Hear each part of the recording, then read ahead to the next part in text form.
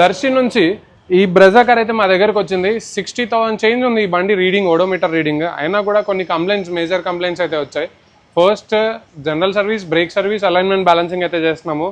And breaks విషయంలో ఏమైతే complaints లేవు. నెక్స్ట్ మాన్యువల్ కార్బన్ క్లీనింగ్ అయితే చేస్తున్నాము. ఈజీఆర్ ఇంటర్కూలర్ మ్యానిఫోల్డ్ ఇవన్నీ క్లీన్ చేస్తున్నాము.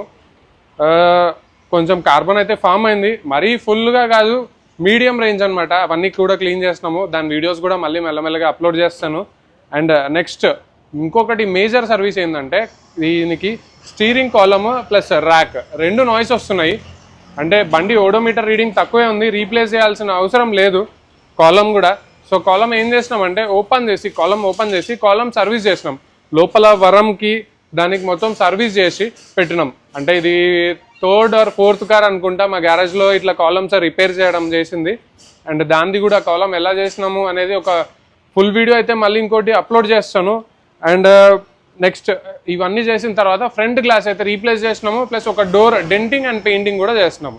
కలర్ మ్యాచింగ్ కొంచెం కష్టమైంది, ఎందుకంటే ఆల్రెడీ ఆల్మోస్ట్ కొన్ని ప్యానల్స్ రీపెయింటెడ్ అయినాయి. దాంట్లో ఏ కలర్కి ఏ ప్యానల్కి మ్యాచ్ చేయాలో తెలియక కొంచెం 90% మ్యాచ్ చేయగలిగినాం, కంప్లీట్గా అయితే మ్యాచ్ చేయలేకపోయినాము. అండ్ నెక్స్ట్ ఈ ఫ్రంట్ గ్లాస్ కూడా మారుతి ఒరిజినల్ రీప్లేస్ చేసినాము. అండ్ ఇప్పుడు డెలివరీ ఇవ్వడానికి దర్శికి అయితే వెళ్తున్నాం. నైట్ వరకు దర్శిలో బండి డెలివరీ ఇచ్చేసి రేపు మార్నింగ్ టు ఆఫ్టర్నూన్ వరకు ఒంగోలులో BMT ఆటోమొబైల్స్లో అయితే ఉంటున్నా. ఏదైనా మీ కార్ కంప్లైంట్ ఉన్నా, ఏదైనా సర్వీసెస్ ఉన్నా మమ్మల్ని కాంటాక్ట్ అవుతే ఖచ్చితంగా అక్కడ ఏదైనా సొల్యూషన్ నేను చెప్పగలను. ఏదైనా కొటేషన్ కావాలన్నా కూడా నేను చెప్పగలను. And thanks for supporting me. And ఇన్ని సర్వీసెస్ చేసిన తర్వాత ఈ బండికి కాంప్లిమెంటరీగా full wash, deep interior cleaning, 1 step restoration, engine bay cleaning, rat repellent ఇవన్నీ కూడా చేసినాము.